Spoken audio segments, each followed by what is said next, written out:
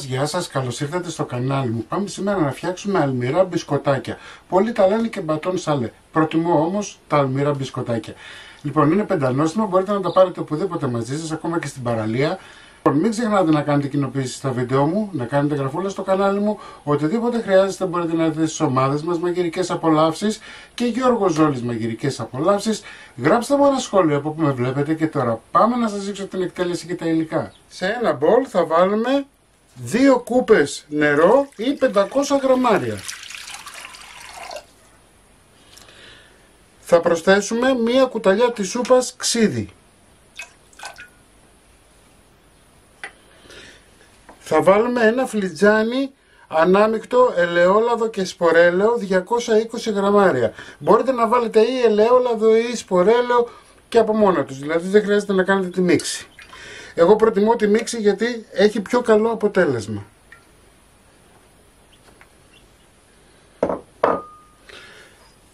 Δύο κούπες τυρί που λιώνει, εγώ έχω βάλει Kerrygold, είναι 220 γραμμάρια, έτσι.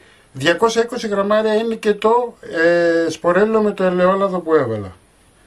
Λοιπόν, θα βάλουμε 20 γραμμάρια baking powder, 2 γεμάτα κουταλάκια του γλυκού,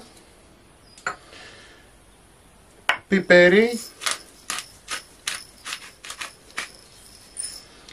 αλάτι, μην το παρακάνετε όμως γιατί τα τυριά συνήθως είναι αλμυρά.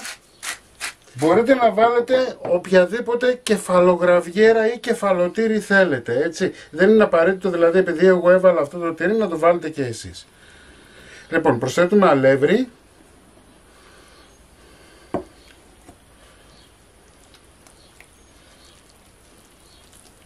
Όπως είδατε όλα τα υλικά Bloom.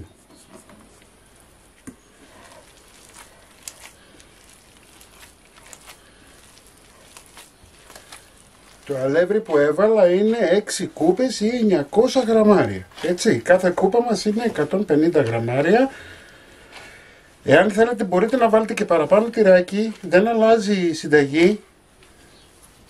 Έτσι, δεν μας πειράζει δηλαδή να βάλετε και λίγο παραπάνω. Ωραία. Έχουμε μία ζύμη η οποία δεν κολλάει στα χέρια και τώρα θα την αφήσουμε να ξεκουραστεί για 10 λεπτά. Το ζυμαράκι μας βλέπετε έχει ξεκουραστεί, έχει μαλακώσει. Αυτό που έχουμε να κάνουμε τώρα είναι σε ένα αυγό θα βάλουμε 30-40 γραμμάρια γάλα, θα ανακατέψουμε να το έχουμε έτοιμο.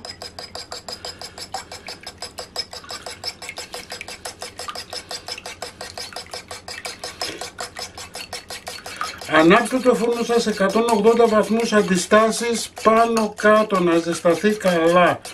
Εντάξει, γιατί θα το κάνουμε τόσο γρήγορα που δεν θα έχει προλάβει καν ο φούρνος να ζεσταθεί. Λοιπόν, είμαστε έτοιμοι. Εδώ έχω βάλει σουσάμι. Θα πάρω ένα κομμάτι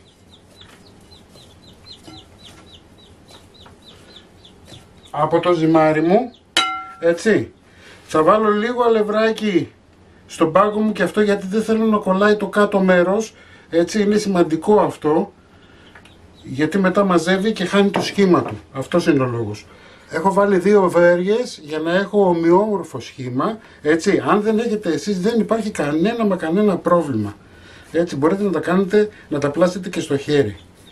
Λοιπόν, απλώνουμε με το χέρι μας όσο μπορούμε και τώρα με τη βοήθεια ενός πλάστη θα το απλώσουμε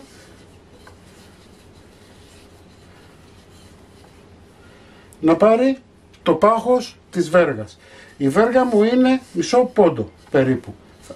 Θα φουσκώσουν αρκετά, οπότε μην αγχωθείτε ότι είναι πολύ λεπτό.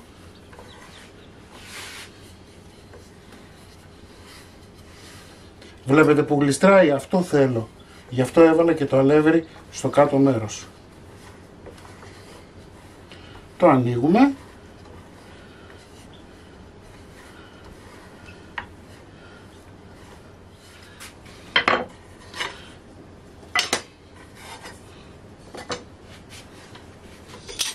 Με μία ρόδα θα κόψω, θα το βάλω στην άκρη, θα κόψω και από εδώ και από εδώ. Και τώρα τι κάνουμε, κόβουμε κομμάτια και μετά κόβουμε στη μέση. Κόβουμε κομμάτια και στη μέση.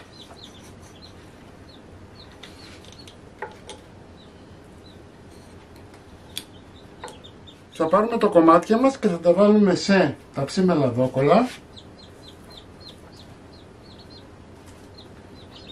Βλέπετε που έβαλα το αλεύρι και δεν κολλάει. Αυτός ήταν ο λόγος. Αφού τα βάλουμε στο ταψί, θα τους βάλουμε το αυγό με το γάλα.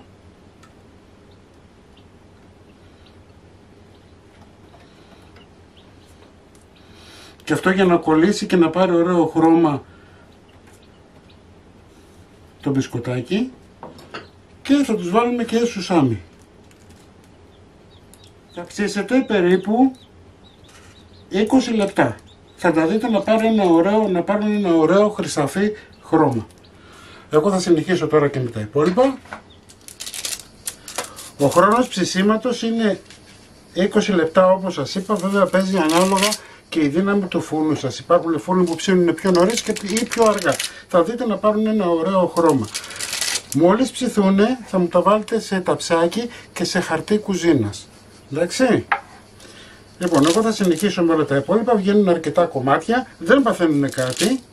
Αυτά λοιπόν είναι τα αλμυρά μπισκοτάκια μας. Εσείς μην ξεχνάτε να κάνετε κοινοποίηση στα βίντεο μου, να κάνετε εγγραφούλα στο κανάλι μου. Οτιδήποτε χρειάζεστε να έρθετε στις ομάδες μας, με μεγάλη παρέα σας περιμένει εκεί. Γιώργος Ζόλης, μαγειρικές απολαύσεις και μαγειρικές απολαύσεις. Και εμείς θα τα ξαναπούμε πάλι σύντομα με ένα επόμενο βίντεο. Γεια και χαρά σας.